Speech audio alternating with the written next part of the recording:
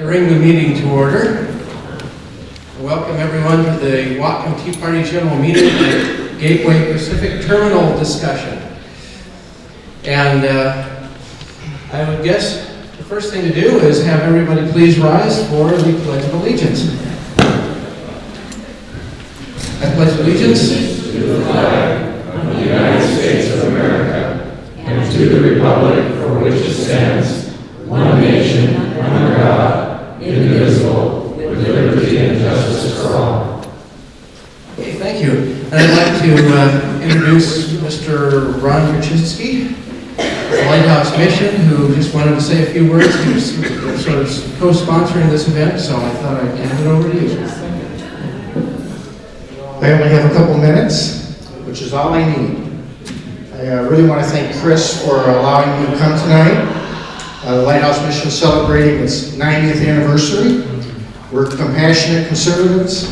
We don't get any government money. We don't get any United Way money. We exist purely because of the benevolence of local businesses and churches and groups. I've worked full-time with the homeless for 26 years. I know what works with the homeless. We don't need any of your parkland to be successful with the homeless. I housed 800 different individuals last year at the mission just for housing. That doesn't count different individuals that came in every day for the 450 meals we serve a day, or the 85 people a day that come into our day shelter, or the 10 people we serve a night in our mental health shelter. And we do this all without government funding. We just purely because of that enables us to say no, which is nice when you're dealing with difficult people. Also, it enables me to control who I hire, which I also like that my staff share a consistent philosophy, and that's a good thing as well. So I want to just thank you very much. This is Hans Urchinger Davis. Hans runs our programming down at the mission. Hans is a local guy, and one of these days when they throw dirt on me, I hope the local boy takes over. But until then, thank you very much. I know last year we gave away, I've been here 9 years, last year we gave away our 1 millionth meal. Wow. in Bellingham, our 1 millionth meal. And it's been a real joy to serve here. I really appreciate this community very much, and we look forward to what the Lord has for us in the future.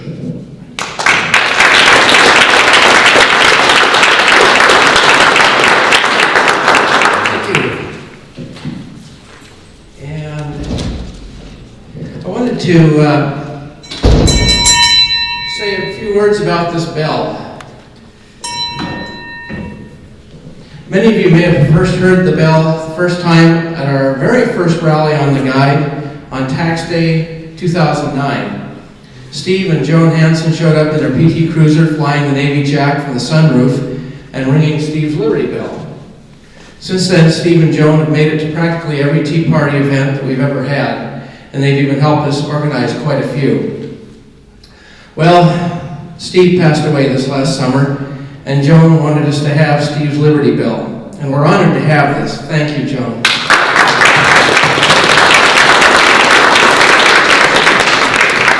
The inscription says, "Whatcom Tea Party Liberty Bell in memory of Stephen J. Hansen, soldier, writer, actor, spy."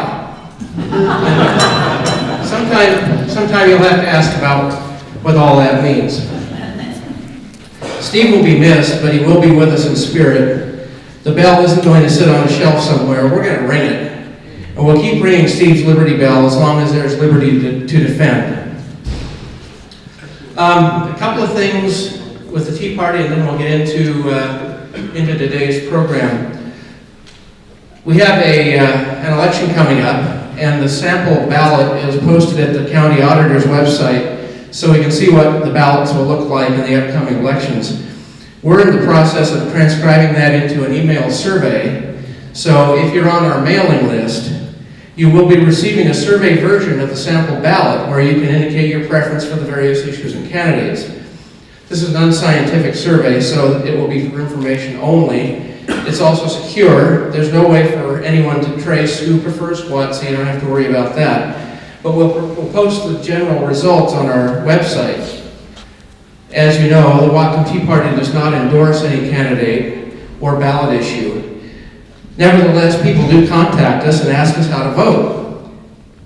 We don't tell you how to vote, but we will direct you to the survey results on our website where you can see how your Tea Party compatriots are thinking.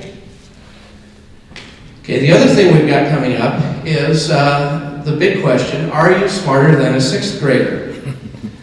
Find out at the Constitutional Knowledge Bowl coming up on November 16th at 2:30 p.m. at the Rome Grange.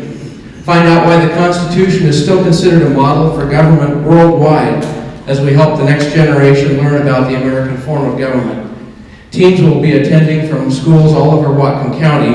And if you know someone who may be interested, we have a sign-up sheet probably just outside the door there on your way out. You can grab one. And it looks like we're getting some passed around now.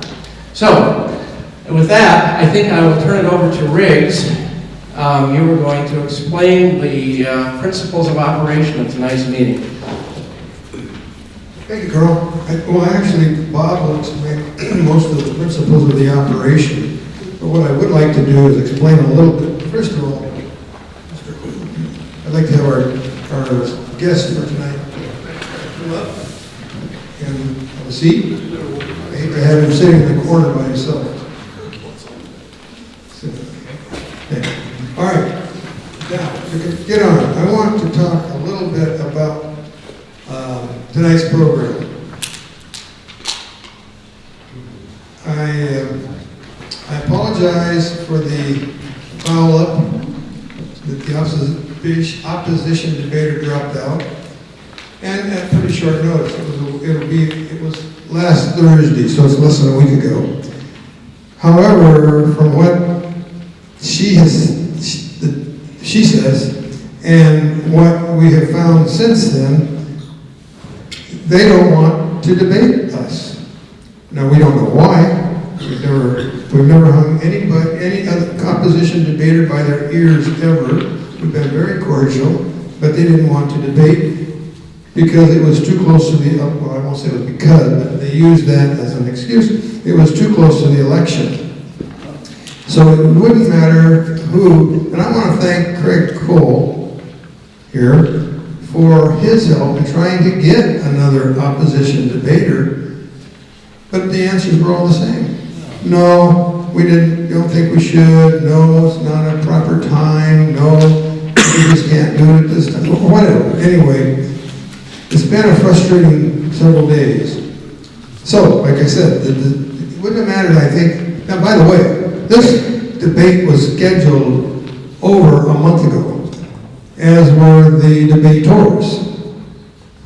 So, and it wasn't until last Thursday that we found out they were dropping out. It was dropping out. Okay? Anyway, in fact, I'm going to read a short email explanation. And by the way, I do believe this person is in fact sorry that she was not here, could not be here. And the reason she could not be, I'll let you decide for yourself. I am so sorry to be notifying you by email, but I couldn't reach you by phone today. I was asked to withdraw from the debate. I was asked to withdraw from the debate. Got that? Okay. I will respect the request, but I'm so sorry to do so because I have long wanted to talk to Tea Party members about the coal terminal. They didn't call it a shipping port, the coal terminal. I believe misinformation and a lack of information are influencing too many people's perceptions of the merits of the terminal and the reasons for opposition to it. I am as sorry as I can be to be losing this opportunity to contribute to a dialogue between our groups. I sincerely hope you will invite me back after the election because this is an important subject and we need to take out the rhetoric and have a serious conversation. Asked by who? That was the opposition. Oh, by her group. Her group. And I can't go into that. There's just things I can't say. but it was by her group, and she did put out a press release about this, probably in her group's newsletter. In any event, since then, Could you tell us the group? Is it Beyond Coal? it's the Washington Conservancy Group. Washington? Yeah. Conservation voters. Huh? Is it Washington Conservation? Conservation voters, yes, I'm sorry, Washington Conservation voters. And they are contributing, by the way, they contribute a lot of money to some of the candidates that don't think, okay? In any event, notice that, I don't wish to tarry here. So anyway, that is why we are having a most unusual debate with only one person. There will be, but we are going to, Bob will explain, the moderator will explain the rules tonight and what they are. We are going to be basically the same as a normal debate. Well, this is going to be a normal debate. It's just that the opposition is not going to have much to say. Okay. I want to thank Craig Cole for agreeing to continue the debate in spite of being the sole debater, and for his help in trying to get a substitute from his contacts and past experiences with others that have been on the opposition sides. We want the community to know about this. We want you all to go out there and let everybody know that you had a good time tonight. You learned a lot, which you will learn a lot, and that you don't understand why the opposition wasn't willing to come into this place and debate the issue. Learn the facts, as well as all of us, okay? Anyway, well, having said that, it would be my pleasure at this time to introduce our own retired professor of psychology at Western Washington University for the past 37 years, Dr. Thorndike. He will fill the position of moderator, I'm sorry, and for this evening's debate. He will be the moderator for this evening's debate. And he will be, we'll also make sure that you will have plenty of time to ask questions of the debater of both sides, you know. We'll have another chair up here for the empty. This was actually for the other side. And,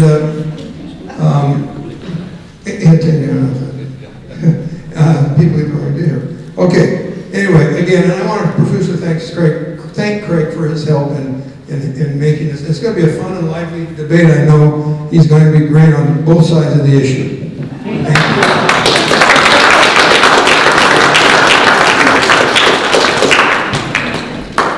Craig, there's your other chair. Do I have to move back and forth? Okay, thank you, Riggs. Good evening, everybody. Thank you for coming to what was supposed to be the Whatcom Tea Party's debate on the Gateway Pacific Dry Cargo Bulk Terminal. Unfortunately, for reasons that Riggs can't make clear to all of us, Terry Wexler, who was supposed to be the opposition to the terminal to present their point of view, withdrew, as you heard at the last moment. Therefore, Craig will present arguments for the terminal, and he'll answer your questions and later my questions about the terminal. Before Craig speaks, I'd like to lay out a couple of ground rules for tonight's proceedings. First, if you have a cell phone, please turn it off. Otherwise, if it rings, I will make you share the conversation with the audience. That's what I used to do with my students. If the phone rang during class time, they had to put it on speakerphone. This debate was originally scheduled to last until 8:30. It doesn't look like it'll go that long, but if you do feel the need to get up and move around or go to the restroom, please do so at a slow spot in the proceedings and disturb your neighbors as little as possible. Following Craig's remarks, I will open the floor for questions from the audience, and after that period of time, I will ask some questions that the Tea Party board has, and then Craig will have the opportunity for closing remarks. As with all Tea Party events, considerate behavior is expected of everyone. And most of you, I think, have been at a Tea Party event before and know that that's the way we work. Anyone who takes a stand on an important issue deserves our respect. Please treat all participants as you would like to be treated. Applause is appropriate, but any form of negativity or booing is not. For those who put their names in the roll, the following rules will apply. We have anything but white cards, Terry? Okay. So everybody's name is on a white card. I will draw those cards at random. Once a name has been drawn, I will call that individual's name and they will have an opportunity to ask their question from the floor. We'll have Elliot. Are you being the roving microphone? Yes. Okay. Elliot will provide you with a microphone and you can ask your question. Keep it short. This is not a place for you to make a speech. It's a place for you to ask your question, and your question should take no more than 15 seconds. And I will monitor that, and if you go too long, I will shut you down. If the question you plan to ask has already been asked by somebody else, say pass, and just don't go to the microphone. After the audience questions, I have a list of questions, and I will ask that the Tea Party board develop. Then Craig will have his closing remarks. So without further ado, we'll turn it over to Craig.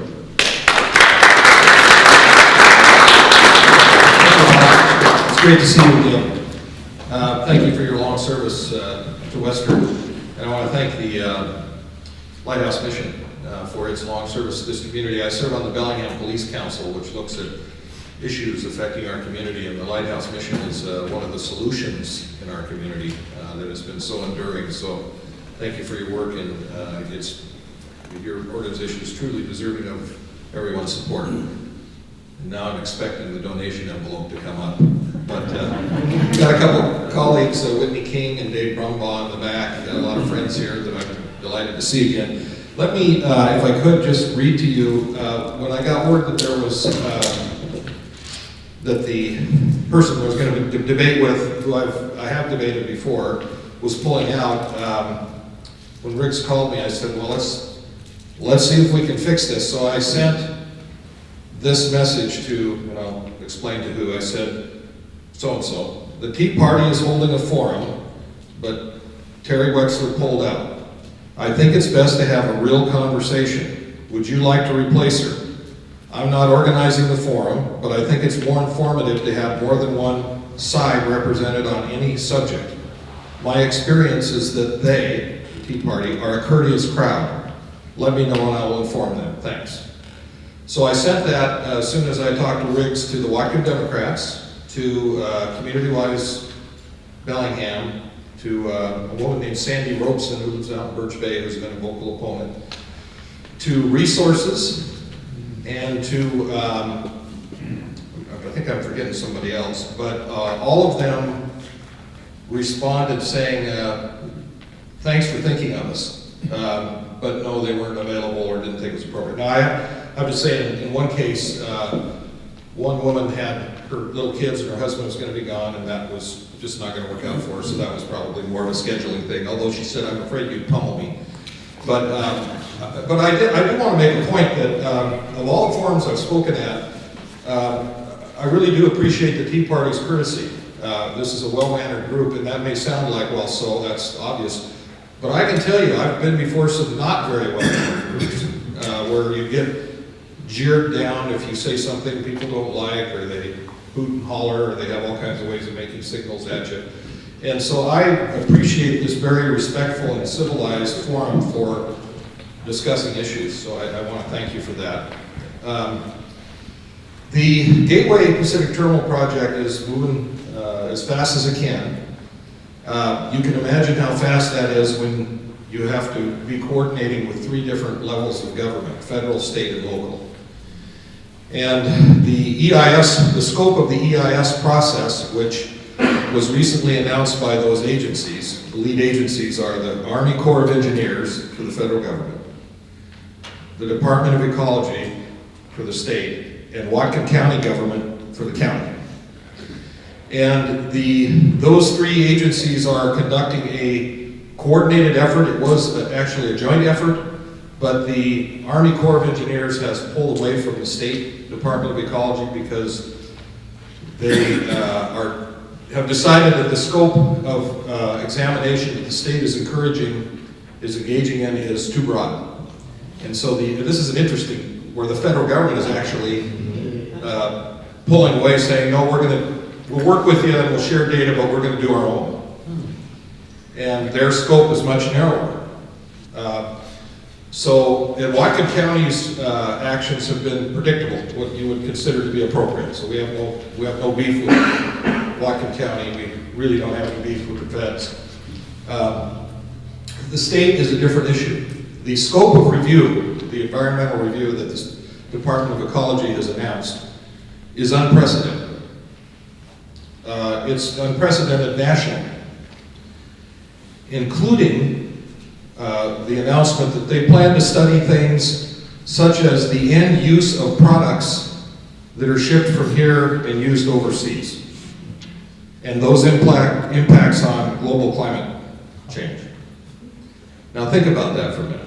So they want to study not only rail impacts along an existing rail system all the way across the country, and shipping issues, safety issues outside of Washington's jurisdiction. They also want to study the end use of products in Asia that we export. In this case, coal, because that's what they're most disliking. But the precedent they set is very worrisome and has caught, frankly, a lot of attention nationally. In fact, it's been treated with alarm, because taking that precedent and applying it to other industries will produce undesirable consequences.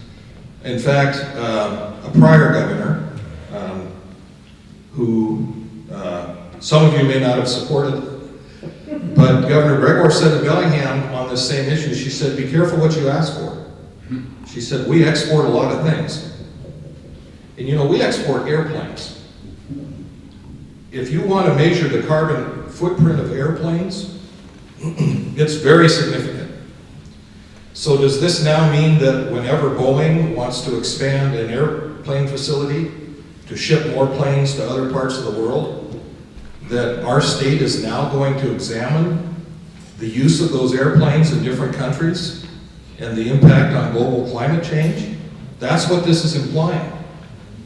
And in fact, 2 days after the Department of Ecology announced its scoping decision, a challenge to the development of petroleum exporting ports in Whatcom was filed, saying that you've got to apply the same standard to these projects. So what is happening here is that this standard that's being applied, which is basically you have to study everything in the world whenever you look at a project.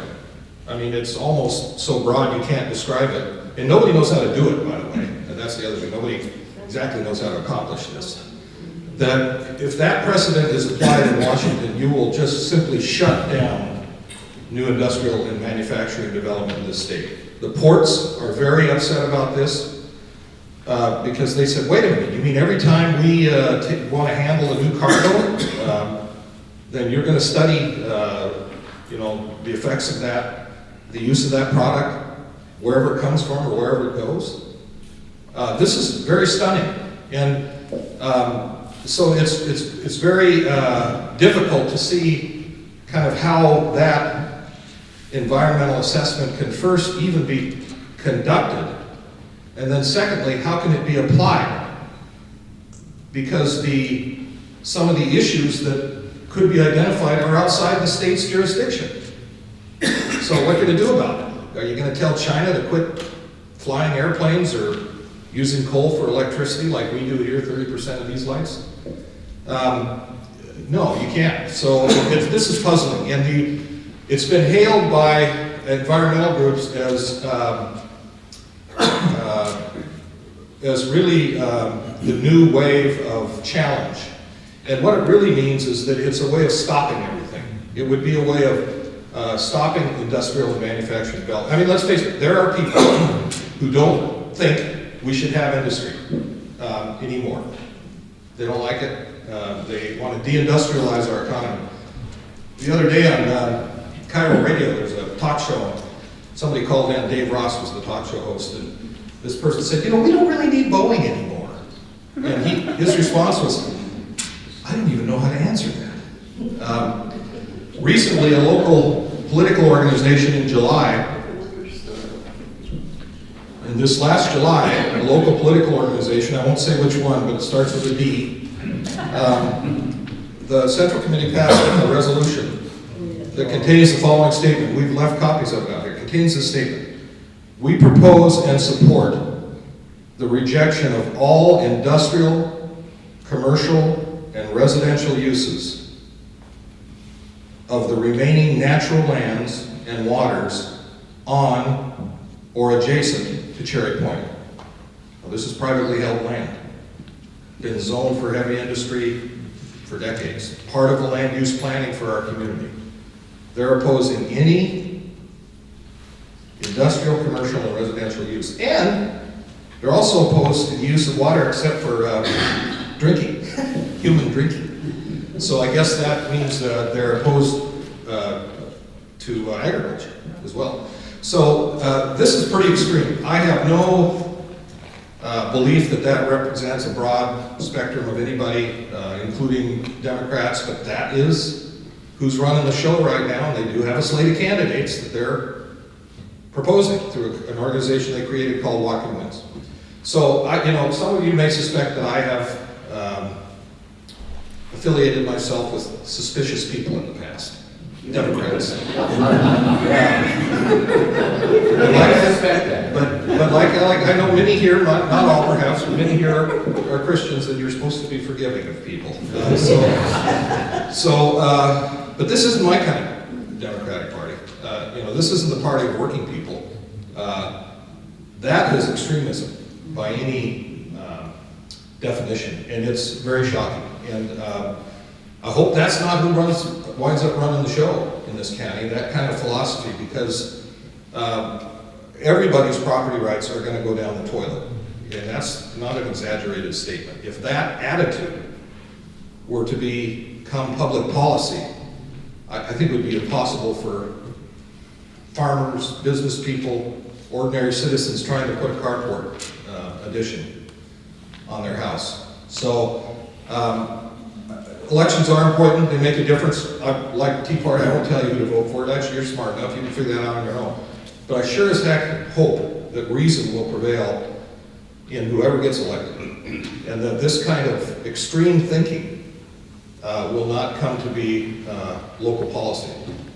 And I think with that, we're doing something daring here. Riggs and I are taking a big risk. We thought, let's try not to use a PowerPoint presentation. Let's just try to talk. And I'd be happy to take any questions that you have about this project, or things you've heard, or things you've heard people worry about.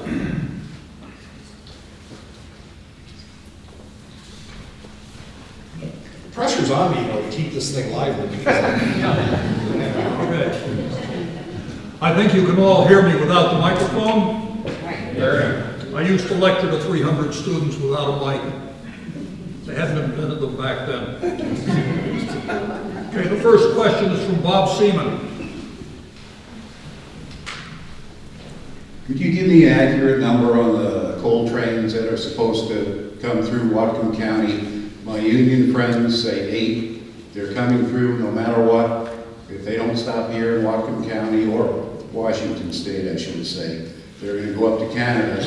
Yet my environmental friends say there's only room potentially in Canada for one more coal train.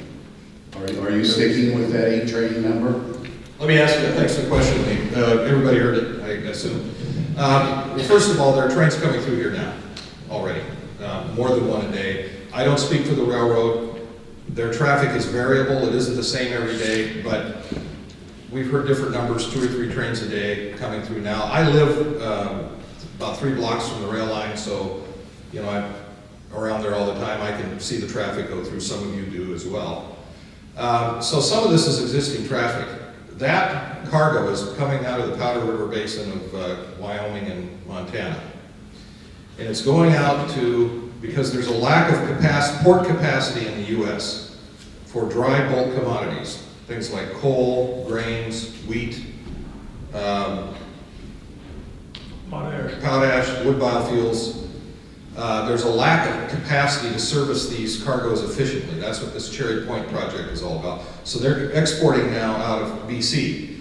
So the first thing we've got to look at is that those are existing trains that we think we have a good chance of getting to take a left-hand turn at Cherry Point because it'll be a more efficient facility and less rail distance. The total capacity that the terminal can handle, the total number of trains, if it were at full bore capacity that it could handle, would be 9. 9 per day. That includes existing traffic as well. That may not be all new traffic. I mean, that probably won't be. But the capacity of the terminal will be to process 9 trains a day. They come in empty, or full, they leave empty. So that's 18 passes in a day. If you do the math on that, the port has done studies, various people have clocked the trains. It takes 3 to 4 to 5 minutes for a train to pass by. These are through trains. They go right through, they don't stop. In a 24-hour period, that means that at full capacity, and those, if it's those 9 trains, and by the way, the 9 trains includes all cargoes, whether it's coal or wheat or anything, that's the full bore capacity of the terminal. Okay, I was focusing on coal. Yeah. I didn't know that's all trains. That's all trains. Okay, thank you. Then that would be about another hour or so of train crossing time in an entire 24-hour period.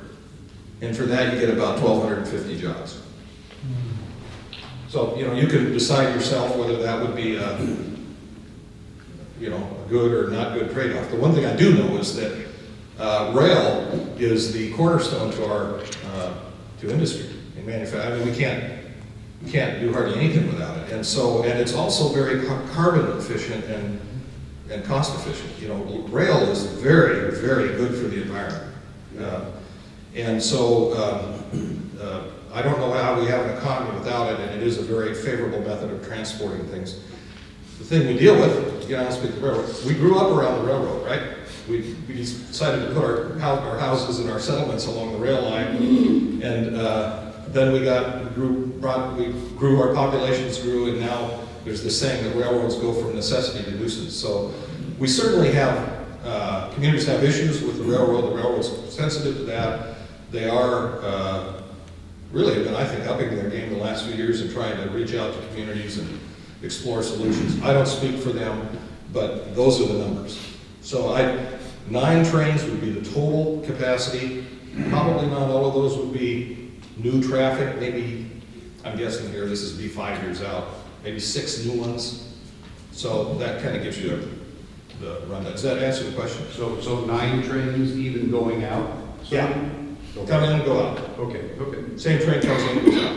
How they're routed, we won't know until later. Eleanor King. My question was about the trains, but obviously you can't speak for them, but I'm thinking the more traffic we get via train, the more upgrades to those tracks and the more consideration for the cities with cautions and lights and things. Is that anything that you're hearing? Yes. I'm always very careful to say I don't speak for the railroad, okay? And there's somebody joked, only God speaks for the railroad. But I can tell you what was told. I testified before the King County Council a few weeks ago. And a representative from the railroad, the BNSF Railroad, was there. And he said, when we have revenues, we reinvest in our system. And he said it's just simple math. And when we see a revenue stream, it drives reinvestment. So, you know, with the railroad, most communities reach solutions by figuring out some way of collaborating, not fighting. And otherwise, everybody just goes to their corners, and the railroads fall back on railroad law, which, you know, protects every community from stopping the train that it goes through. So I'm just telling you what I heard them say. Greg Brown. Answer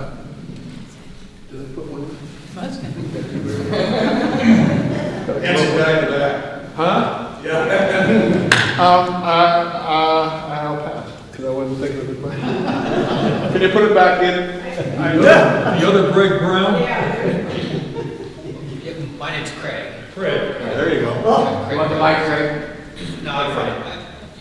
I guess my question's going to sort of change during our conversation here, but with BP, now they're bringing in the Bakken shale oil as well, or they're increasing their capacity to bring that oil in.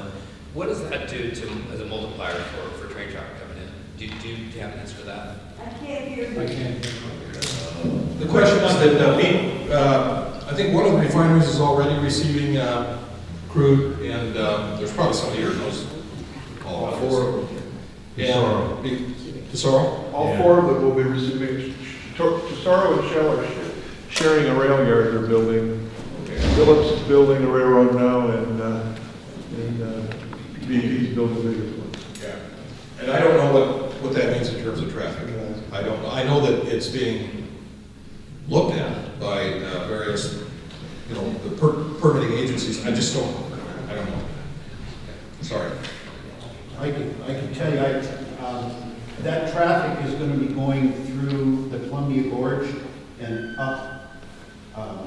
It's going to be going down south and then coming from the south to the north because of the grades. Yeah.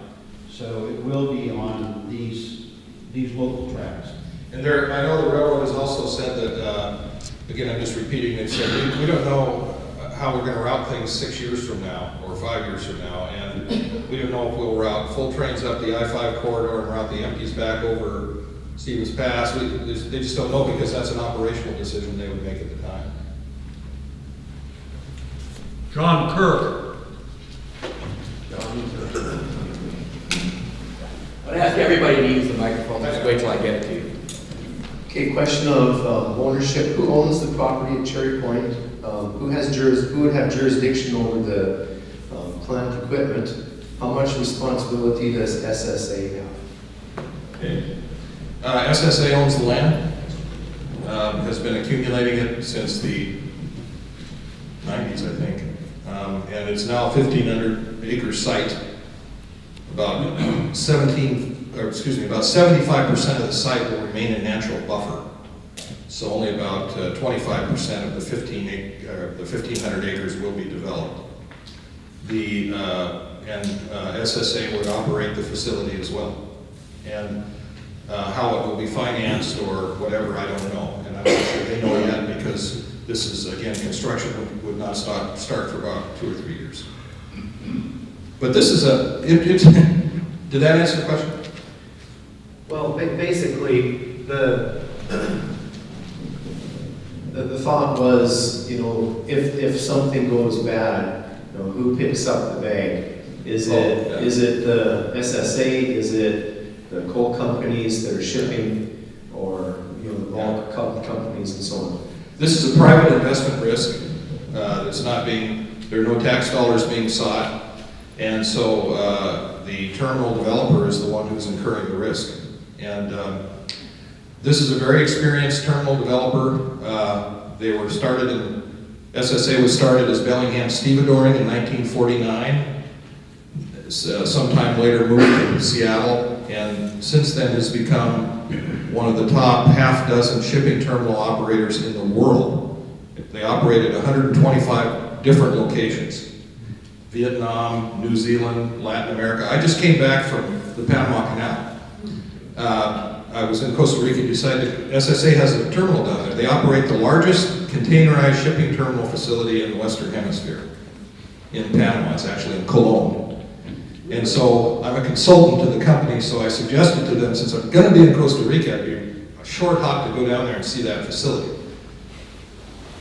I'm, of course, thinking they would rush forward and say, oh yeah, let us pick up the tab for that.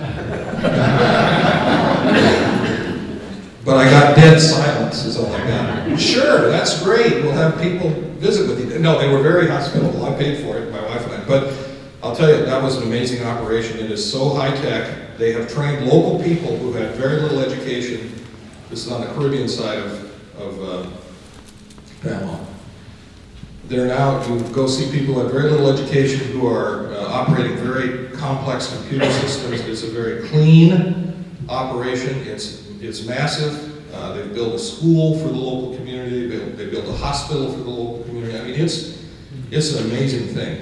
And it gave me a different perspective on sort of what this company is all about and what its capabilities are. So they are taking on substantial investment risk in the neighborhood of at least $700 million. And by the time we get through with this thing, it could be $1 billion. But it's their private investment risk. And if something goes wrong, it's their problem. Chet Haynes. You got a question? Pass. Pass? I'll pass. What does SSA stand for? It used to stand for Stevedorian Services of America, but when they started going international, some countries didn't like the America part, so they just started using the phrase SSA. But frankly, my observation is they brand themselves locally. So, you know, the terminal in Panama is called the Manzanillo International Terminal. They try to create a strong local connection and so forth. But that's what it stood. That's what it stood for. Yeah. Chet McKay. And by the way, most of the people that own that joint and were the CEOs were born in Bellingham. Greg, I was going to ask you about the Democrat Party and your history, and I think you pretty much answered that question for me. So I'll just ask about the environmental impact statement. Well, since wheat will probably be shipped out of the terminal, will the effects of gluten on the world be considered as part of that?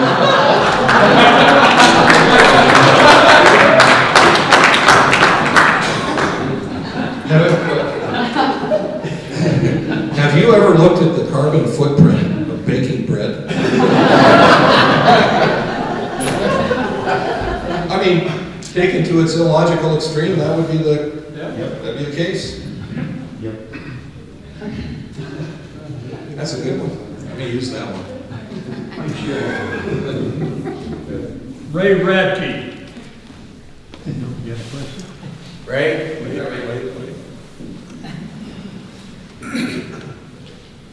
Not so much a question, but I've been thinking about your statement of the scope of the Environmental Protection Agency.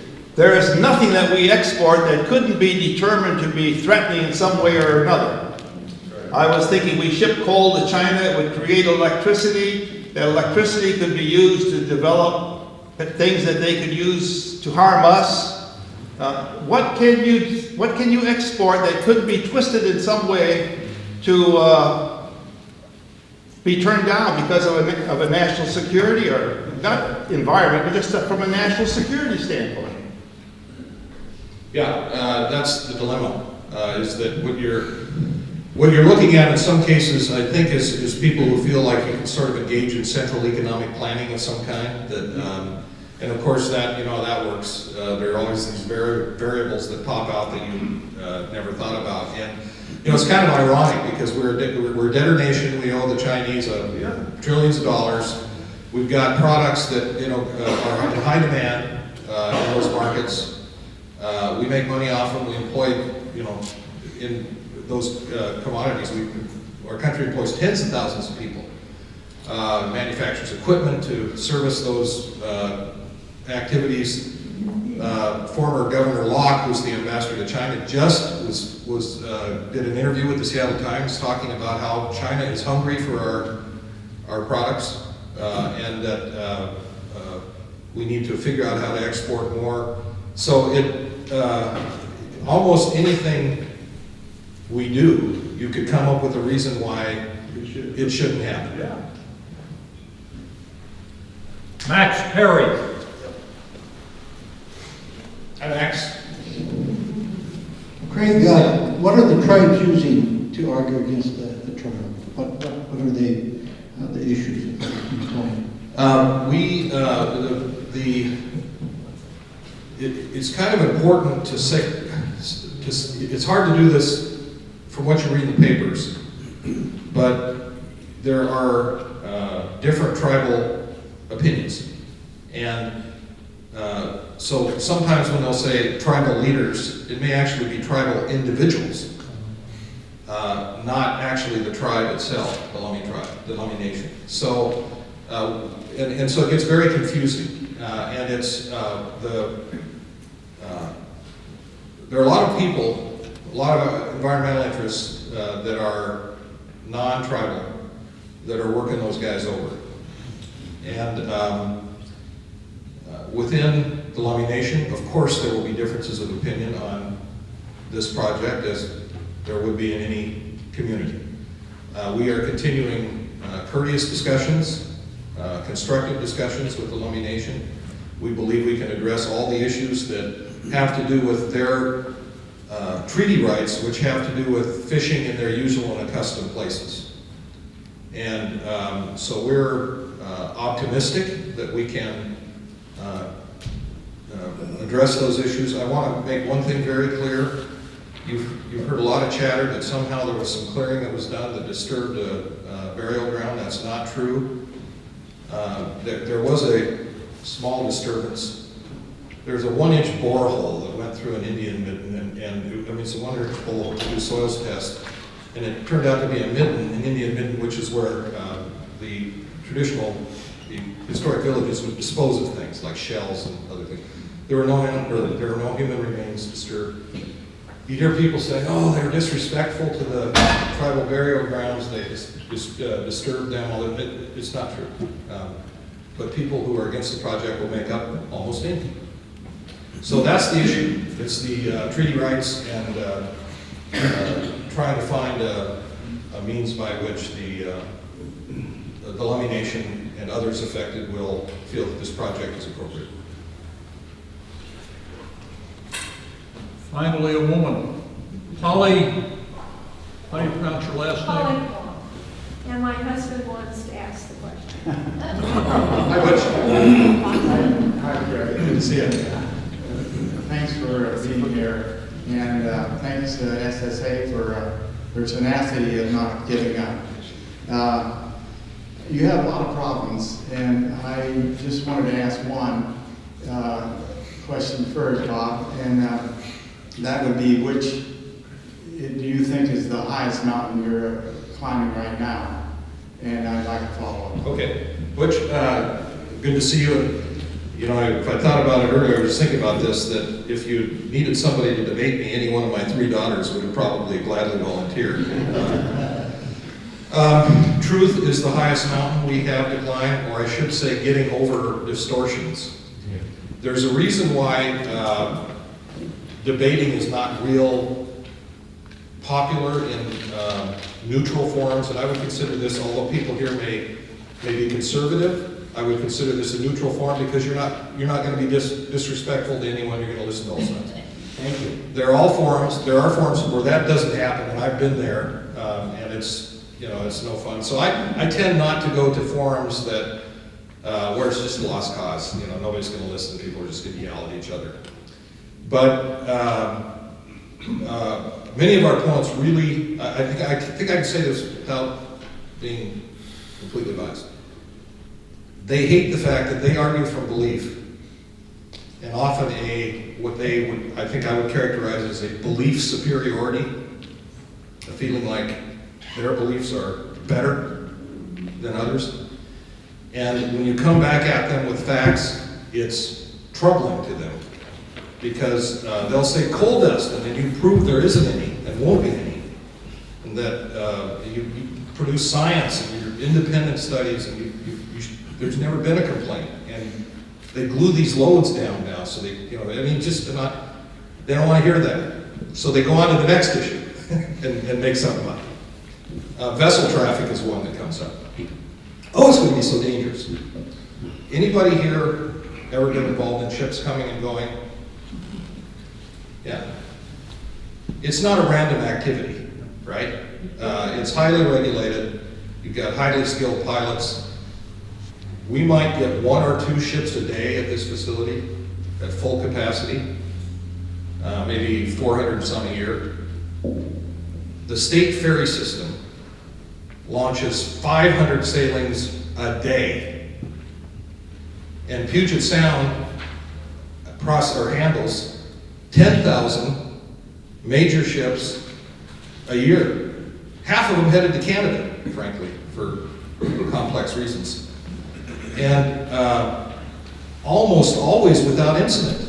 I mean, it's an amazingly safe corridor. In fact, the former commander of the Coast Guard for the Puget Sound region said that the traffic, he told the regulatory agencies, the vessel traffic that this project would create would be so minuscule as to be immeasurable. But what do you hear? Oh, it's going to be horrible. This vessel traffic. Well, that's an area of study. It will be part of the examination process. The Coast Guard and everybody else involved will be creating protocols and safety mechanisms and requirements and so forth. But that's, Butch, the hardest thing we have is we are constantly battling fear-mongering and distortion of facts. We feel if just science and the facts can pierce through all this, we win. But science and facts don't always drive politics. Hate to break it to you. Welcome to our world. I'm well aware of that. And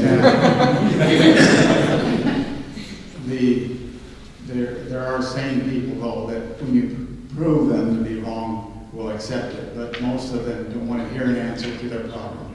Yeah. And that's the case. Question, Bob, I'm going to ask. I think on the rail issue, I've always heard that's the big issue, the railroads. And some areas like Marysville, really tight, even today, with the crossing there. You've got Warren Buffett, who's 53, 55 million. Get to your question, please. Mike, are you getting any help from Mr. D. Buffett? Yeah. I mean, he's got a lot of money. Yeah.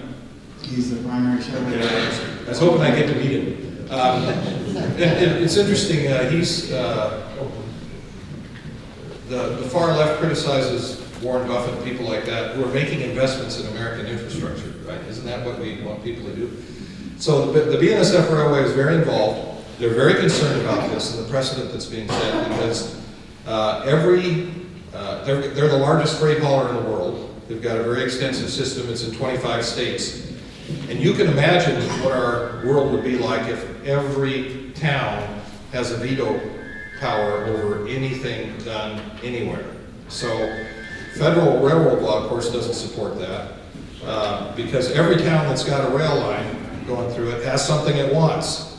But they're very concerned about the precedent being set and so that anytime somebody wants to expand manufacturing or build a new production facility, that then you have to run an EIS on the whole rail system again. So they're very engaged and very concerned. And often when we're doing things, we appear together and they answer the rail questions. But it's a big issue for them, and it frankly is, it's kind of like, it's kind of like there are people who feel like industry's okay as long as it doesn't involve highways, trains, airports or ports. If it can drop out of the sky, it's probably okay, or maybe. But to be honest, Butch, this is very troubling to me because I don't know how you run an economy without having an infrastructure of rail and roads and ports. That's how the world works. And I like living out of the cave myself. Ray Barabow, next.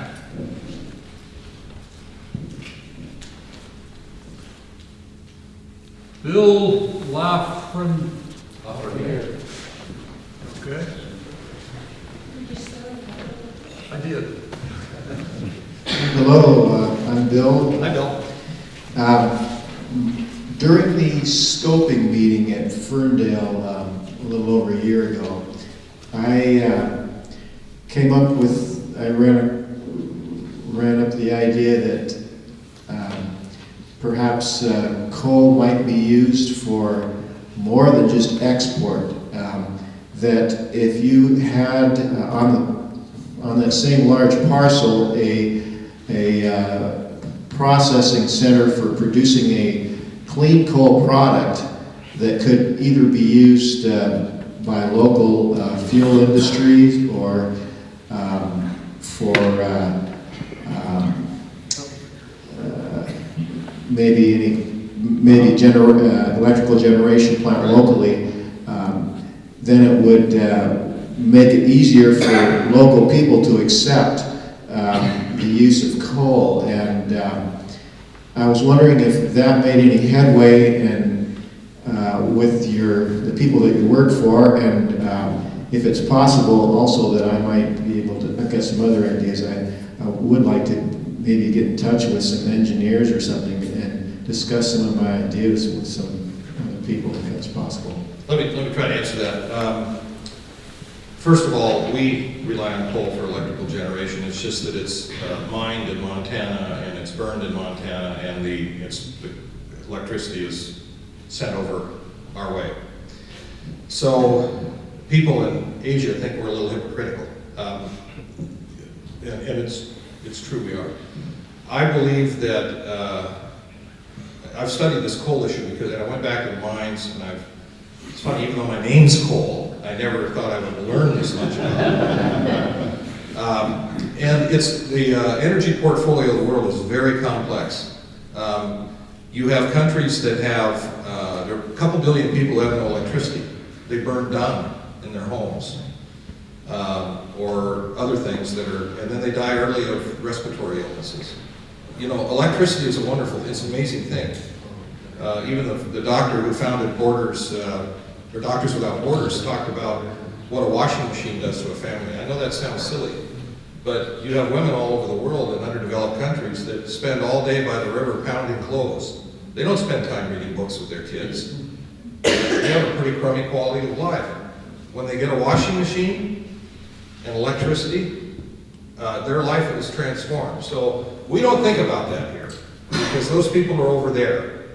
And so coal is a bridge to a future we haven't identified yet. We're not running toward nuclear because of what happened in Japan. Coal is the most affordable fuel source. The most advanced technology is in Asia, not here, because we don't build new coal plants much. And the new plants in Asia are more sophisticated. I hope someday we can all either clean up coal or we move to other fuel sources.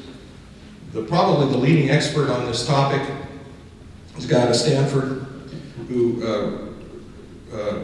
had a paper in a very prestigious publication called Foreign Affairs, who said if we would just apply to the world's fleet of coal plants proven technology of today, it would do more to reduce greenhouse gas emissions than all the wind and the solar and the other renewables put together. If we just upgraded our current plants. Now, if we could figure out to do a race for space to clean up coal, we're in the catbird seat because we've got the largest coal deposits in the world. We're the Saudi Arabia of coal. So we would be both energy independent and we'd have other people relying on us. So to answer your question, coal is very controversial. The state of Washington is basically, by law, is not going to allow any more coal plants. There's one in Chehalis and it's going to close down in another 10 years or so. It's just not in the cards at that site. I understand the concept, but it isn't going to happen. And frankly, this port has about it's got a 50, 75, maybe 100-year life cycle. Coal may be the hot commodity for a while, but then it'll probably be something else. When I first started working on this project, potash was the commodity that was going to drive it, not coal. Those markets change and they fluctuate, and this facility wants to be able to handle whatever the market demands. The idea you've proposed is just not in the cards. Not saying it wouldn't make sense, it's just probably not gonna happen. Dave Bach. Sorry for the long-winded answer. Craig, I think you turned the microphone off. Did I? Okay. Yeah, I work for a local manufacturing firm that's involved in the coal-fired energy industry. We make key components for it. I don't so much ask a question, but if there's time later on for me to make a few announcements and statements, I can describe a bit what's involved in clean coal, carbon footprint, some of their chemical and manufacturing aspects of coal usage. Can I ask you a question? Sure. What do you make? We make fiberglass recycling pipe for scrubbers, flue gas, desulfurization systems, jet bulk reactors, so forth. This basically takes the sulfur dioxide out of coal and the other heavy elements. Yeah. The big issue is that the chemical process produces carbon dioxide, carbon footprint, that 1 part carbon to 2,500 parts everything else in the atmosphere. That's going to ruin us. Yeah, no, what's the name of the company? I probably shouldn't say that. Okay, all right, sorry. I'm not an official spokesman. Here's the quality assurance from it. I think I've spoken to other people. Most people can guess it's been around for decades. They said, hey, I can tell you, they got good technology over there, because we're making it, we're exporting. Well, we're working with them. Coal's dirty because you got to burn it, and you get a byproduct from chemical combustion. Challenge in places like the developing world, China and so forth, is they don't have what we call scrubber technology. We're making that available to them, but it's a cost on top of your basic generating of electricity costs. And the very challenge we have in this country is increasing emissions demands by EPA. Now, we've met, for those utilities that can do it, we've met those emissions by 95–98% on sulfur dioxide. And sulfur dioxide causes acid rain. The thing is that the chemical process does produce a byproduct known as carbon dioxide. At 400 parts per million, you do the math, that's 1 part per 2,500 other parts of what's in the atmosphere. To give comparison, humans and other animals, we need oxygen. That's 210,000 parts per million. That's about 500 times the amount of carbon. We need about 20 times as many plants to support our animal life. So the plants are doing real good at about 1/500 ratio of what they need out of the atmosphere versus what we need. So this is the big challenge with the carbon footprint issue. I don't know the science in that. I apologize, I led him into this. And by the way, I'm just saying, don't get you now. Don't confuse us with facts. I think it's time we have to sequester carbon dioxide now. That's a big challenge facing. Thank you. We'll chat later. And I appreciate the factual discussion. Two little data points. We met with the U.S.-China Clean Energy Alliance, and there are plants being built in China and other parts of Asia that use 10 to 20% less fuel per BTU. Wow. So that brings everything down, right? And that helps, but you still have the emissions out of the and it takes, in the U.S., it would take 6 to 8 years to get a carbon sequestration project permitted, and in China it takes about 2 years. So it's a big issue, and you've obviously identified it, but the reality is that there are many sources of coal in the world, and most of them are dirtier than Powder River Basin coal, which is much lower in sulfur. So that's one of the reasons that it's a favorable product and to our country's advantage. Anyway, Bob? Bill Henshaw. Hi, Bill. Might not behind me. Close. Greg, have the principals of SSA found out how they're going to reconcile the two approaches to this, going through the SEPA checklist and coming up with a unified plan for what will go forward? So you've got Whatcom County sort of following a traditional script. You've got the federal government sort of following a traditional script in IES scoping. Then you've got the state on a new, sailing into uncharted territory. That is a subject of constant discussion within the company and with the agencies. And the only thing the company really knows for sure is that it has to pay for it. It pays for all that at the end of it all. But that is a constant set of discussions, Bill. It is not resolved. The agencies are taking a lot of time to try to figure it out, and most recently some of them have said we're going to be furloughed. So so it's complicated, Bill, and it's not pretty. It's like making sausage. And I'm not sure there'll be sausage at the end. Bill Hindley, you came to the top of the pile. Yes, okay. You need the microphone. Yes, my name is Bill Hindley. I'm sitting beside my lovely wife, Leslie Rigg. Am I doing okay now? Okay. And I just want to say that I am a member of almost every environmental organization I've ever heard of, including Conservation Voters, Beyond Coal, and the rest of it. And I was very touched this evening about how you're really eager to get somebody here wouldn't come. And depending on how you answer the question I had to ask, I could have saved you from that dilemma of not having the opposition represented. Are you willing to give me 5 to 10 minutes to state a few points that you would have heard had the opposition showed up tonight? That's all I ask. I'm not a ranting person. I'm a gentle person. You can see my wife is here. She'll get me over the head. I'm going to get out of the way. Okay. Yeah, but would you give me 5 or 10 minutes to state some points that would have been brought here had these opposition people come? That's the question. Here's your chance to get some opposition, put the input, and if you don't, that's your decision. You have the floor for up to 10 minutes. Thank you very much. Do I stand up there or should I just sit here? Whatever works best. It would be good if you got up. I think it's great.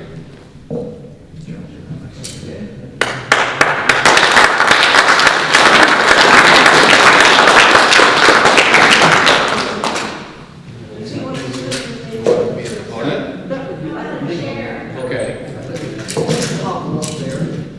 I broke the up. Fell off his bike.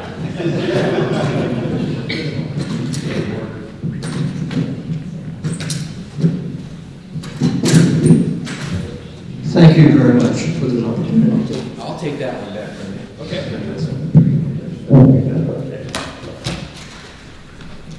I believe that what we're calling opposition here springs mainly from one thing, and it's a different perspective of what I would call worldview.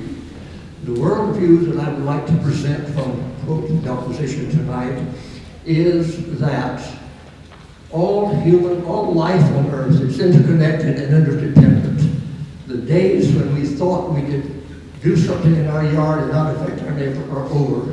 There's all kinds of evidence that there's virtually nothing any of us can do that doesn't have dramatic effect on our neighbors and even overseas, like shipping coal or what have you, okay? So we are an interconnected person. Albert Einstein put it this way. He said that in his opinion, the most devastating disease afflicting us human beings is the illusion of separateness. The illusion that I can do something and not affect you. Whatever I do or whatever I don't do affects my neighbors and everybody else around me. And at least about 95% of the scientists tell us today that we're at a crucial point in human history. If we continue on our present path, most of the surface of the earth will be uninhabitable by humans within the next 50 to 100 years. It's called something called climate change. And climate change involves just virtually everything you can think of having to do with life. And you have been seeing results of climate change, many people, including scientists, saying now, in increased number of storms, ferocity of storms, more droughts, more floods. This is what the Union of Concerned Scientists, probably 30 to 50 years ago, put out a paper, Scientists Warning to Humanity. And they told us back then, if we keep doing what we're doing now, burning coal, burning gas, destroying the forest, it's destroying the earth, strip mining, this kind of thing, that we are on the road, well, to planetary destruction. If you look around you today, there's sand, the Hurricane Sandy and Katrina, and things are getting worse and worse. You keep getting 100-year floods every 2 or 3 years. And this is exactly what the scientists predicted that many years ago. And for quite a while now, they've been saying climate change is real, and it is caused mostly by human activity. And so I'm just here to say that we can no longer mine all the coal we want, drill for all the oil we want, do all the manufacturing we want, make a lot of stuff that really doesn't last very long in port and landfills. What we're doing is we are creating an earth that our children and our grandchildren will have to inhabit if they live that long enough to inhabit it. So I know this sounds like death scenarios, but it is something that is extremely well documented, and all you've got to do is dig through the literature, and you will see a lot of very intelligent, hard-working, careful researchers are saying this again and again and again. So I just would say that, and I know that it's hard to believe, by the way, there is something. The human mind has, I'm a retired psychology professor. The human mind has a strong tendency that whenever it faces information that is really big and difficult for it to deal with, what we do is we shake our head and say, no, it's not true. That we simply are overwhelmed by the breadth and depth of the implications of this, so that the great majority of us, or not the majority of us, a lot of us say, no, it can't be. In essence, they're saying, I don't want this to be true, therefore it's not true, rather than looking at the research behind it. So when we talk about jobs, for coal jobs here, what I want to know is, what is the impact of what those people are doing in those jobs? One version of that is that we are helping to transport millions of coal around the world, mostly China it seems, and every ton of that coal is going to be responsible for shortening the lives of X number of people in the vicinity where that coal is being burned. And again, this is carefully researched, and you can talk to the sad thing about this is particularly children who are going to suffer increased respiratory diseases, pneumonia, whatever, okay, because we are polluting the air they have to breathe. And I saw a video recently of China, and China is becoming more and more uninhabitable. The pollution here is absolutely unbearable. People are wearing masks, and it's god-awful wherever you look. People can't plant fields easy to plant, streams are running dry, and China has followed our footsteps to be the great leader of the world industrially, and they're making the same mistakes we made, and there's a lot more of them than there are of us, and the earth is simply not designed to tolerate the kind of treatment that we're giving it. So what I'm saying to you is that is where a lot of us on the other side are coming. You're talking about not researching the fact, well, we've got an incredible amount of research, and we don't like it. We wish to God it weren't so, and some of us have put our head in the sand and say it's not so. But what we say and what we want, what we believe, is not going to change the way the biosphere operates. It operates the way it operates. Wishing a storm doesn't come is not going to stop the storm, okay? Wishing that we had more water is not going to get us more water. The way we treat the earth, is the way we get treated by the earth. And our record for the last many years has been abysmal. God said, take care of the earth, We're not doing a good job of taking care of the earth. And the coal thing is one very important part, by no means the only part of this. So I think that if you had somebody from the other side tonight, they would have said, this kind of thing is where we're coming from. The single thing that I most fear in the world today is not just coal burning, but is the whole business of the way we are changing the kind of which we live the ice is melting, the water's drying up, the ocean is warming up, on and on and on and on. And it's traced back again and again, to, as someone has mentioned, the concentration of carbon dioxide and other so-called greenhouse gases in the atmosphere. If we could stop that right and reverse that now, we would stand a chance of surviving this. But we've already put so much of that in the air, and it doesn't go away quickly. So we're doomed the next 100, 200, 300 years. The Earth is going to be warmer, we're going to have a hard time, because what our ancestors are doing, what we have done in terms of making this go out this way. Have enough time?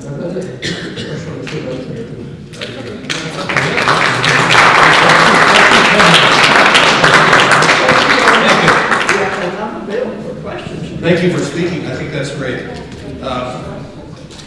Let's, okay, I'm going to make a joke here, and I don't want to get this taken out of context because this is a joke. Groucho Marx once said, "What have future generations ever done for us?" But obviously, that's it. This is not a new argument. In fact, when I first learned that coal would be a commodity, we're building a shipping terminal, and we're trying to process whatever lawful commodities are in demand in the marketplace. And if somebody wants to pass a law that says you can't ship coal, then pass a law. But as long as the activity is legal, we live in a nation of laws. And coal is a big commodity today. It may not be. Some years from now, it might be something grains or something else. So part of the difference in perspective is we're trying to build a transportation connector point between ships and rail to ship whatever the market demands. Right now, coal is in high demand. The Stanford Center on Carbon and what's it called? Carbon and Sustainability Research. This is Stanford University, which is not a bastion of conservatives. Their leadership has basically said not exporting U.S. coal will make no difference in the amount of coal consumed. It will simply be sourced from other places. And so I'm kind of a pragmatist, which is that I won't dispute, I won't even address any of the issues you bring up. Some we might agree on, some we might not agree on. But I don't want to wind up with this scenario, where we take a righteous but impractical stand and watch continued BC port expansion and continued use of coal and transshipment of coal through BC ports or sourced from other areas. Hey, there's 70,000 children working in the mines of northern India with no standards for how they're treated. Our American producers of coal and other products have the highest safety standards. The Powder River Basin mines are all mines that were developed after the passage of the Clean Air and Clean Water Acts. They're surface mines, they're not underground mines. The quality of the coal is better. As long as coal is going to be used, and maybe it shouldn't be, wouldn't it be best that it be the highest grade, produced under the highest standards, environmental and labor standards? That's the practical side. But what I'm afraid would happen is that if we don't build this shipping terminal, people in Whatcom County won't get the jobs. We have higher poverty rates in Whatcom County than the state and the nation. Poverty is not okay. I'm not really willing to say that I'll take a stance that will have no impact, except that it'll probably diminish the economic prospects for some of my neighbors. And also, electrification is a big deal.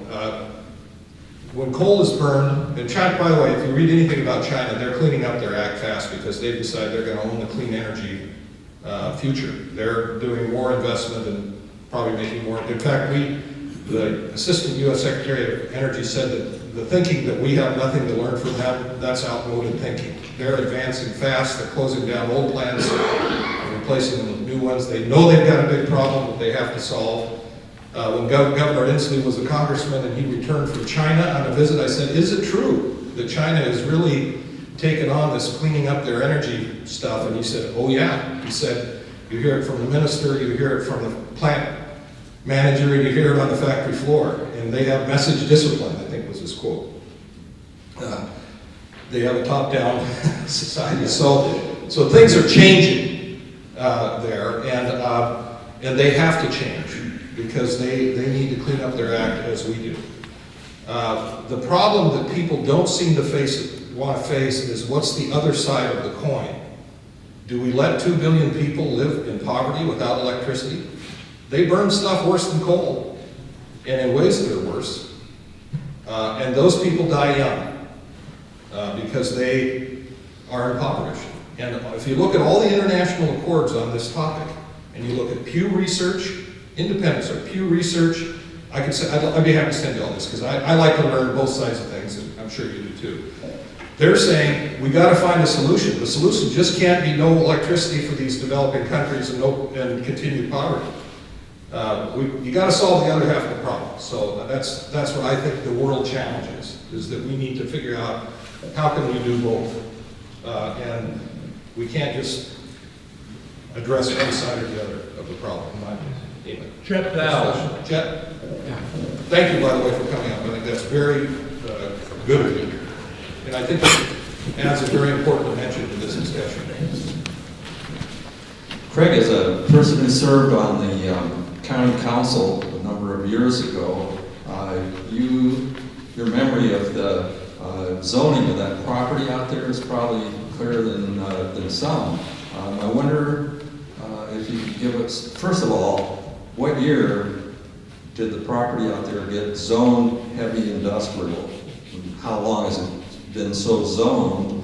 And then maybe if you could enlighten us a tiny bit about the proportion of, or the available land zoned heavy industrial. Okay. Thanks, Chet. I'm surprised anybody remembers I was on the county council. It seems it was quite a long time ago. It was in the 80s. Back, it was set aside for heavy industry before my time. And I think, let's pick out, who's the oldest person in the room here? When did BP get built? 54. And some of that occurred without, you're not the oldest. So then as zoning plans were developed for the area, that was designated as for heavy industry, but really the real action kind of started in the 80s when there were proposals to put industrial projects out there, the Chicago Bridge and Iron Project, the Peter Kiewit Project, and so forth. I was on the council then. And there was a disagreement between the state and the county on what should or should not occur out there. And there was some litigation, all that. What it resulted in was a compact between the state and the county, starting in the 80s, and which has endured to this day, and is reflected in the shoreline plans and in the zoning. The compact was basically that there needs to be a heavy industrial area. You got to have a job base that involves heavy industry. And of course, it's disappearing from the waterfront of Bellingham and other places. So that's kind of the designated heavy industry area. There should be no dredging of the shoreline. The preferred form of development would be pier on piling. Not dredging the shoreline, but piers on pilings, or a pier on pilings. And that there would be only one more industrial pier. So there'd be a fourth pier for industry, not 10 more piers. This project fits all of that. And the other advantage of Cherry Point is naturally deep water. You don't have to dredge to bring large vessels in and out of there. That's a huge thing environmentally. And so that, this is, people from across the country, the U.S. Grains Council has been out here, the State Farm Bureau has recently been very supportive. They want to see export capacity increase because they know it works like this. And actually, Dr. Stephen Globerman, who's a professor of international business at Western, did a paper for the State Farm Bureau. He said, look, the jobs estimates are probably understated because they're not counting the upstream benefits of expanding transportation infrastructure. If you build a road so that you can get corn to market, somebody is going to use it for asparagus and for beets and other things. And the same is true of export activity. When you create the infrastructure, it's available for cargoes of any kind to use, and you expand the ability of those producers to increase their production. Right now, the Grains Council has told us that they can produce more than they can ship. And they can actually put land that the government is paying them not to farm back into production and make more money. But there are transportation choke points. So you've got to get your cargoes out efficiently. You can't have them sitting in rail sidings, waiting for a vessel to find a berth, especially when you're paying $100,000 a day to park a vessel and have it, at anchor. So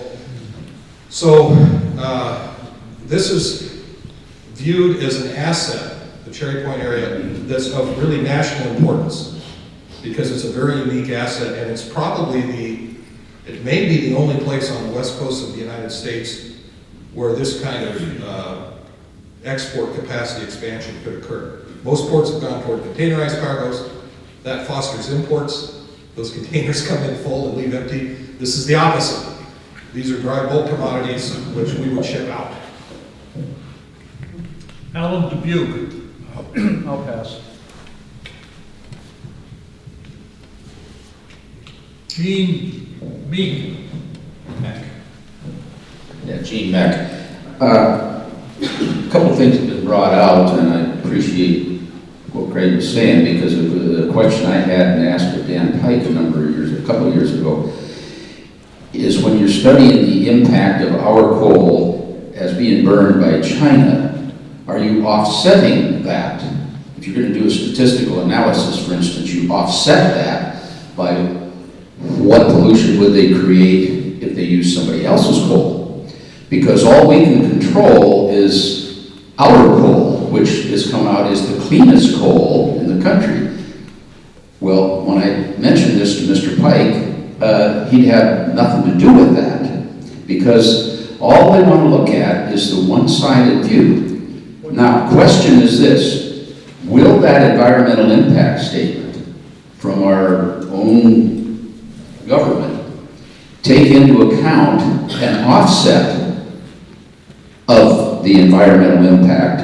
What would happen if we don't ship that coal? Because that will turn out that the world will be better off by us shipping it than any other choice. My understanding is the protocols have not been arrived at yet for that kind of, the decision on how to do those kinds of studies have not been settled upon yet. But what you're saying, of course, is a very legitimate question.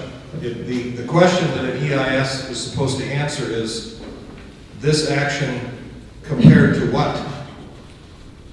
And the EIS, its goal is to describe the most significant environmental impacts that can be anticipated. So, what you hope for is a good, sound, scientific analysis that addresses those kinds of issues. Carol Perry.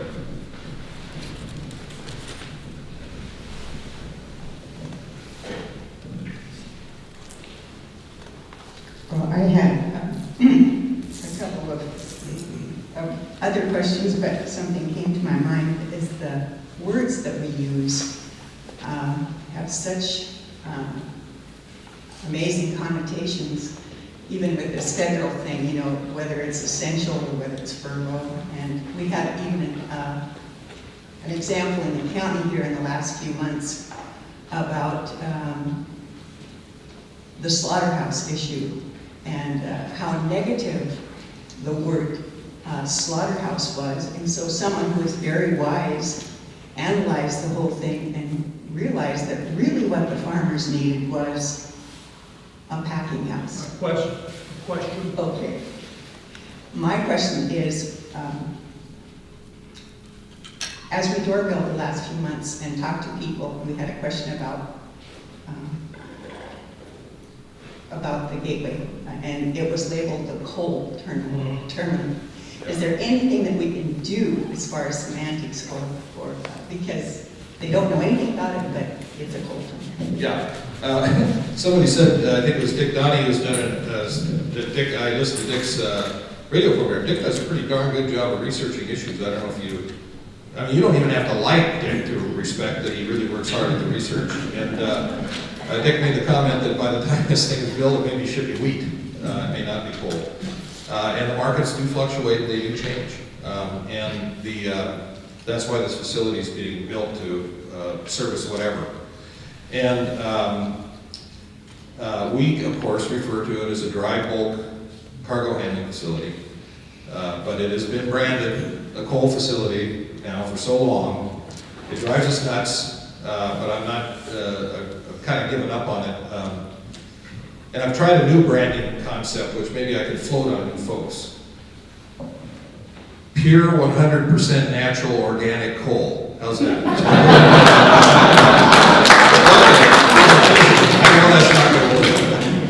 But yeah, it's, believe me, it'd be a lot easier if coal wasn't one of the commodities that's being processed than we did. I probably have another set of issues, but it wouldn't be this one. And frankly, coal is here today and it may not be some years from now, and that may be the reality of it. And that's why this facility is being designed with 2 rail loops, different storage areas, different conveyor systems, because they don't want to undertake this investment on just one product line.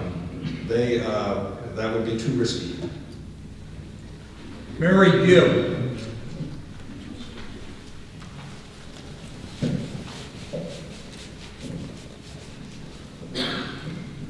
Hi, I'm kind of nervous. But anyway, I wanted to say that I do agree with you on, as far as the emotional issue, trying to speak with people on facts as far as emotions, because that becomes very frustrating for me because it tends to skip around to the next thing. And one of the comments I wanted to make also was that our family owns a business, and being a family that does run a business, and we do have employees and everything, we like to keep those employees busy and working. And how we do that is we need to have customers who have jobs, and good jobs, because it's expensive to buy things, and things are becoming more expensive. But one of the things I've been wondering is, there is coal being shipped now, right? Yes. Okay. And since the coal is being shipped now, I mean, I'm being facetious here, but there aren't people laying on the side of the tracks, are there? Not for that reason. Exactly.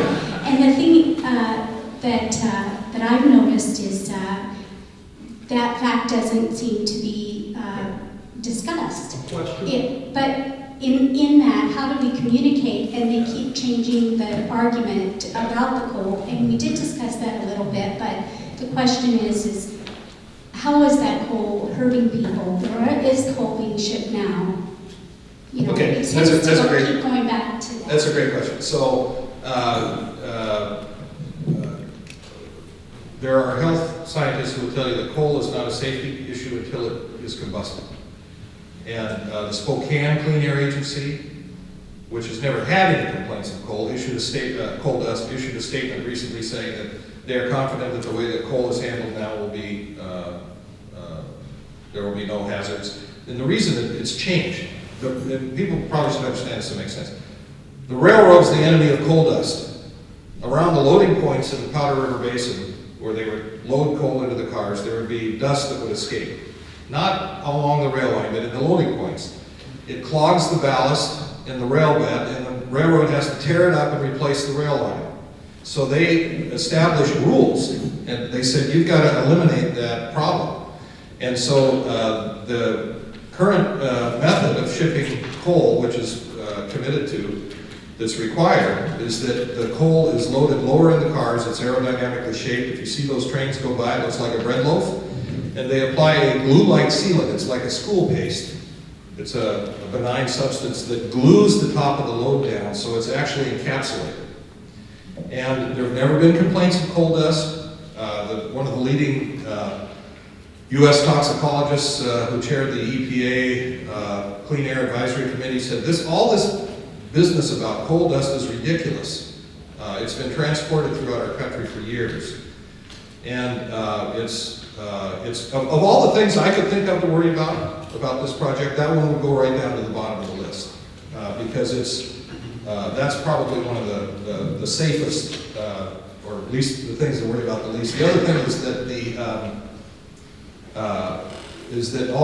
basically none of the clean air agencies have ever received any complaints about coal dust. None have. I always say until I open my mouth, but that just is a non-issue, really. There are a lot of things to worry about that one you want. Could I ask a question? Sure. I mean, it's okay with me.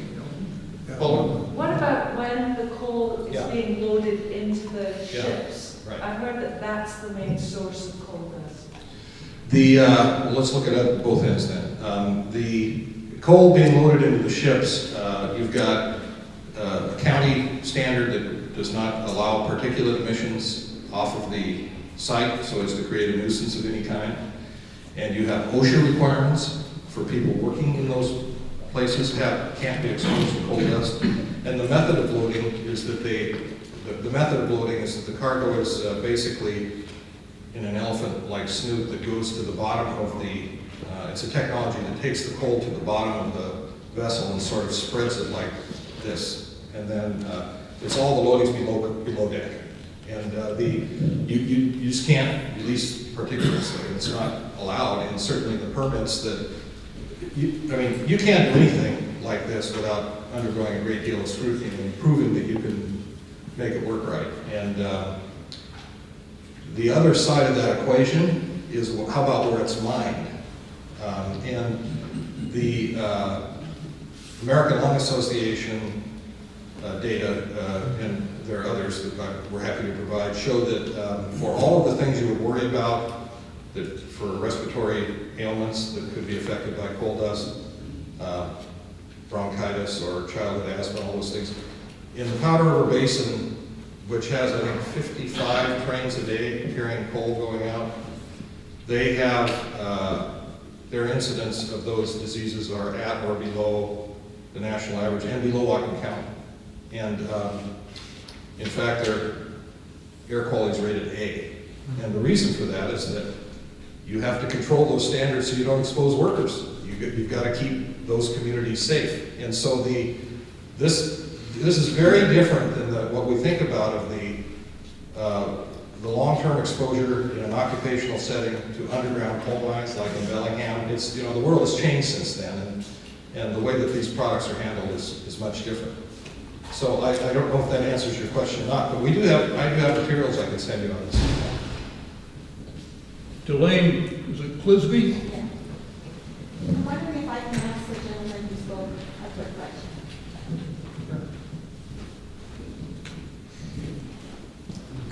Thank you so much for speaking. I really appreciate you coming and sharing your perspective. My question for you would be, what would you like me to do for work? I spent my life in commercial fishing, which is not really, high on environmentalist lists either. But I always felt like, I was providing a good product to citizens. And so what would be the job that I would do? Because everything has an effect on the world, and everything has an effect on the environment. Thank you very much for that question. Excuse me. Thank you very much for that question. The problem, as I see it,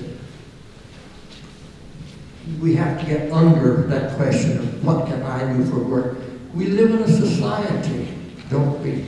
And somebody creates jobs, somebody hires people, someone decides what's going to be manufactured, what's going to be shipped, how it's going to be sold, all of those things. And the individual has relatively little to say about that. There are jobs available, and if you don't take it, that's tough. We could, theoretically, create a society that was different from that, where we would sit down with each other and decide what kind of community do we want where we live. Do we want, for example, kids to be prepared to go to kindergarten? Do we want some preschool education, which is desperately needed in this country? Do we want to live in a community that's free from pollution? How shall we go about that? And on and on and on. Shall we cut down the 30,000+ traffic deaths a year? Shall we cut down the 90,000 plus preventable medical accidents in our hospitals? And we talk about, and we decide as groups and communities what really needs doing, and then we, get people to do them. There is, one more quick thing, a depression comes, right? I was born at the end of the big, the 29th, okay? And the day after depression was declared, there was no less work in the United States that needed doing before the depression. There were no fewer people to do the work. There was no less money out there. It was in different places, but it was still there. The only thing that changed was our attitudes. Oh my God, this is depression. We can't afford this and this and this. So FDR came along and created the WP and all this kind of stuff and put people to work. But I'm sorry, you have to do the best you can. But most of the problem we're dealing with, like the one we're talking with tonight, for goodness sakes, is a social problem. It's a problem that we as a culture and as cultures create. And it takes an incredible amount of effort to change. You know the analogy of the tanker. It takes 12 miles or so to turn it because it's so big. These are the problems we've created. They're huge, overwhelming problems, and I feel for you. As an individual, you're trying to find something that's meaningful to do, and the current culture we have doesn't offer you a lot of help on that. I'm sorry. That's the way it is. That's it. Terry Montagna.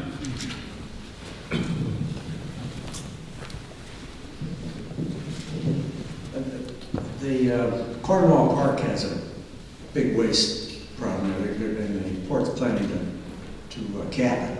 It's the State Department of Ecology, and it's really city property.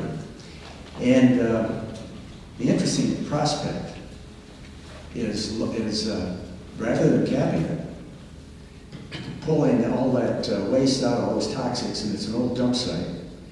And putting in some of these empty hopper cars as they head out of here.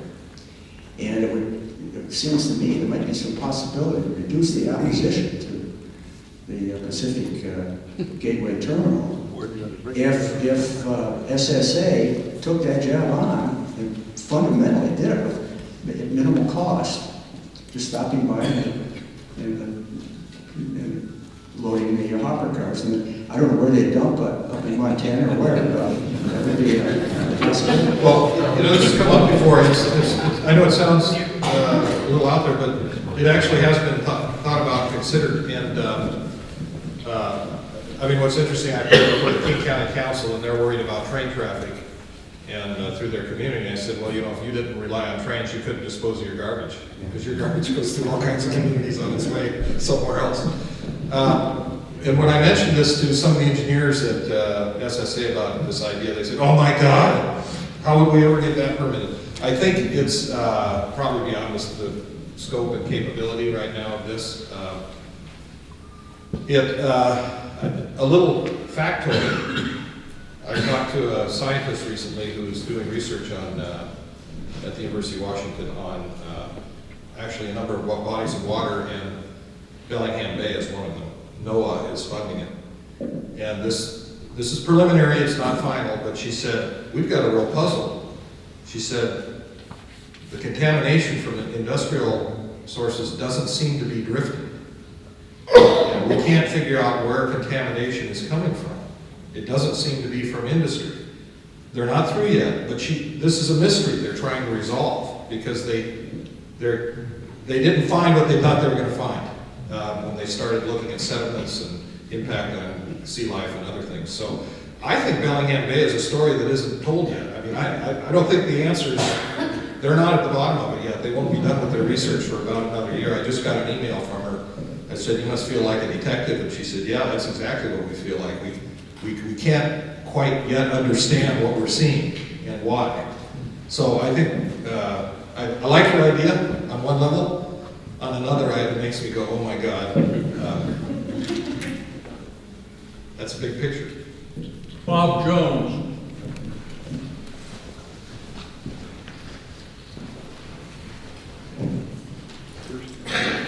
Well, thank you for the opportunity to be here. I really learned so much of these things. It's incredible. And as far as trains go, they're like trucks. If they can find a way to put something in those trains when they move out of here, they will. But when they're empty, they're not making money. The questions I have, first one is simple. When are they going to start the next public meetings, and will be as big as the scoping meetings were? I don't know, because they really haven't started the study process yet. They're still agreeing on how that will occur, and who will pay for what, and which agency will do what.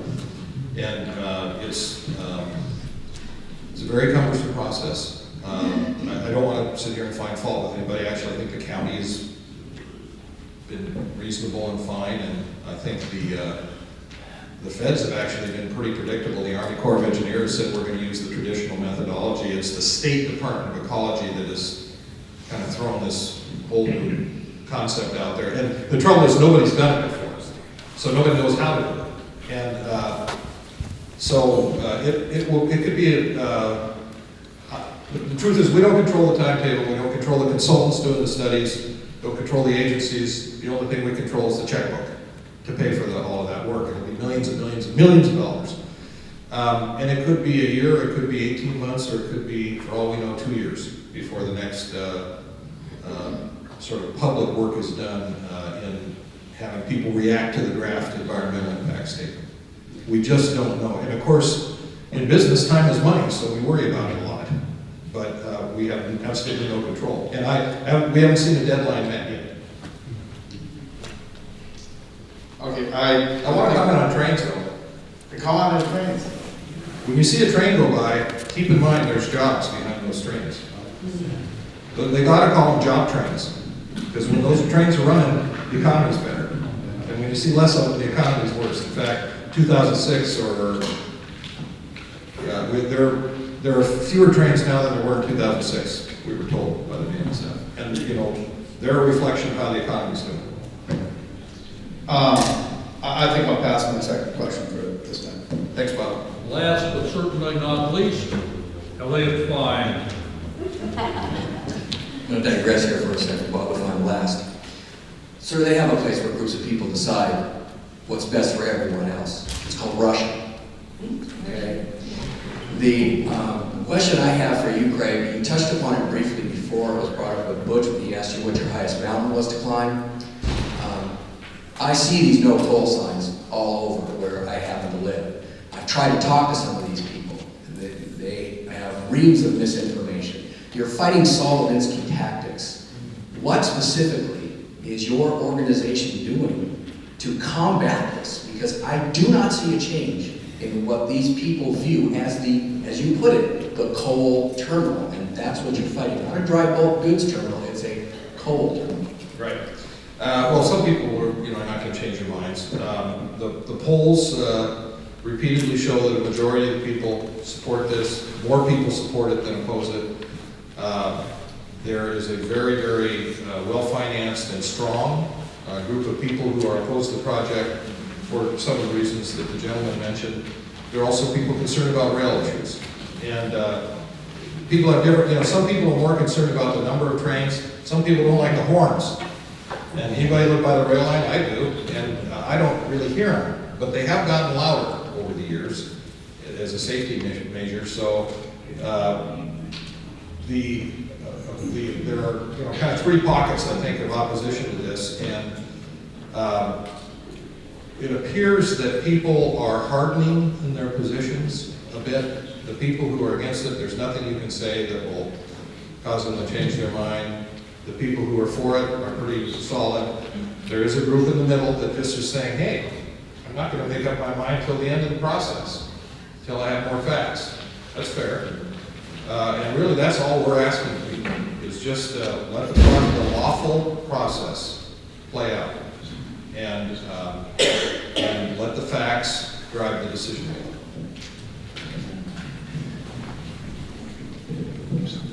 Well, that concludes the names that I have on the list. I have one additional question that is sort of related to what you just said, Craig. And that is that once I was at a meeting where Kathy Kirschner said that the candidates for county council would not answer any questions about the SSA terminal project because it was a quasi-judicial procedure. And that means that there are certain requirements that have to be met by the county officials, in this case specifically the county council members, that they aren't legally enjoined from making up their minds before they hear all the evidence. First part of the question is, do you think that there are any candidates who might have violated that prescription? And the second is, if the all of the facts fairly conclusively are in favor of the bulk terminal, what would SSA's course of action be if the county council turned down their application? Okay. The first question, do I think has anybody stepped over the line? Well, just to be clear, I was a county councilman. I'm familiar with those rules. It's called the appearance of fairness doctrine. And when a county legislative body or a city legislative body is adjudicating private property rights, they're supposed to act like judges. It's a so-called quasi-judicial proceeding. So they're supposed to receive information only through the official record. They're not supposed to subject themselves to being lobbied or having their ear bent. And they are supposed to make the decision based upon the criteria set forth in either the state or the local laws. And it's a very, very uncomfortable position for county legislators to be in. They're not used to this. It's against their nature, right? We elect people and we want to know what they think. So that one of the things that helps this is these processes involve a hearing examiner who's usually a lawyer who compiles a record, makes a recommendation, and then the county council reviews it. I think there may be one or two who have probably gone over the line. There are, I would just hope that whoever gets elected, that people do their job and as they're sworn to do their duty. And sometimes when you're in a position of decision making, you may have to make a decision that you don't especially like, but that's where the evidence and the facts and the law drive you, right? You mentioned this very well, that sometimes people, they don't want to accept things that, I agree with you, they start with a belief and then they don't want to receive information contrary to the belief. County council members are supposed to try to be more structured and disciplined in their thinking. There's been a lot of speculation because this Whatcom Wins group that is a committee of the Democratic Party has supported a slate of candidates, and the Democratic Party has adopted this resolution that many view as quite extreme, as being anti-industry. So those candidates I know are being questioned about, well, does that mean you believe that? And I think some of them said, no, I don't support that resolution. In fact, the chair of the Democratic Party was on a radio show saying, well, we didn't really mean it, essentially. It was just to get attention. But they did say that. And he wasn't there when it was adopted. He was not at that meeting. In fact, it's become a headache for, I think, some people. But, Bob, you bring up a really critical point, which is that we're a nation of laws. We're not supposed to adjudicate people's rights, whether it's their liberties or their property rights or whatever, based on emotion, right? It's supposed to be based on fact. And that's all we're seeking. If we can't prove it out, then we don't get to do the job. We don't get to do the project. Well, this is a place where it's particularly appropriate for you to say that because the Whatcom Tea Party is very much in favor of a nation of laws and that the laws be faithfully observed. Carl, you have something? We have one announcement in the back. We just want to find out if that would be okay as a moderator. I'm happy to step aside now and let others move over. Do you have any concluding remarks? Yeah, I do. I want to thank you. Thank everybody. You.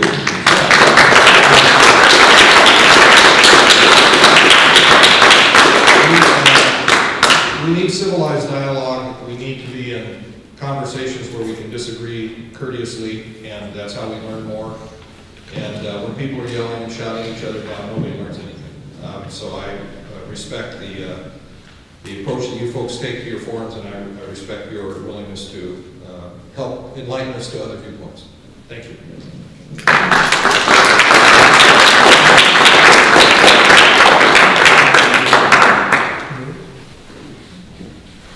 Did you have a quick announcement?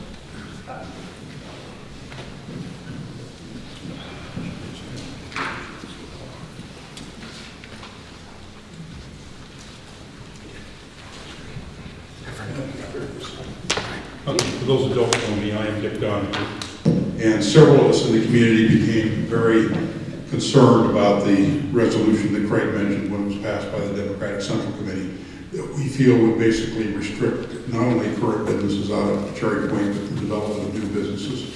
As a result of that, we decided that we needed to help raise the awareness in the community of what was going on, so we've gone out and formed a legal action committee, and we hope to do so. And there are some cards out here, out the door as you go out, that show that we've endorsed, at this time, 6 candidates for county offices, 2 for the Port of Bellingham, and 4 for the county council that we believe represent our belief that we need to have a county council that is open-minded towards the development of jobs, as you mentioned here in Whatcom County. Because those of us that have small businesses need people in this county making family wage jobs. So we put some cards out here. I would suggest you take a few of them, take them to your friends, take them to your family, discuss this election because it's a very important election. There are also some donation envelopes out there. The state of Whatcom needs donations in order to carry the message through.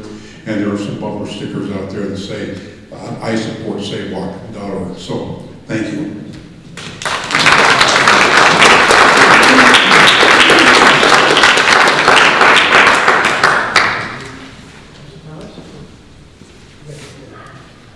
All right, I don't want to really say anything. I just think, got a question out there? I did ask for a few minutes. I don't know if you wanted, was that part of our forum this evening? Oh. No. What I do want to say is I want to. I'm sorry, go ahead. Question? I had a question for the gentleman with the walker. Talk with him afterward. Yes, he'll be here. Is Craig still here? Yeah, he must be. There he is, right there. I want to first of all thank Craig for your great presentation. I want to thank you, sir, for your great comments as well. But more importantly, I want to thank everybody in the audience for being here, obviously, but all the controversy and whether we knew, I think it turned out to be a pretty good night. I think we all learned a lot. And I think you should give yourselves a hand for all the good questions and the great way this meeting ran. Thank you very much.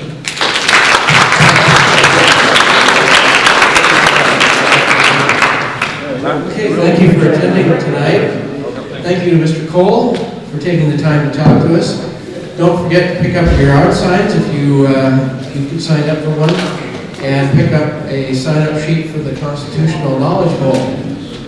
Otherwise, meeting adjourned. Thank you.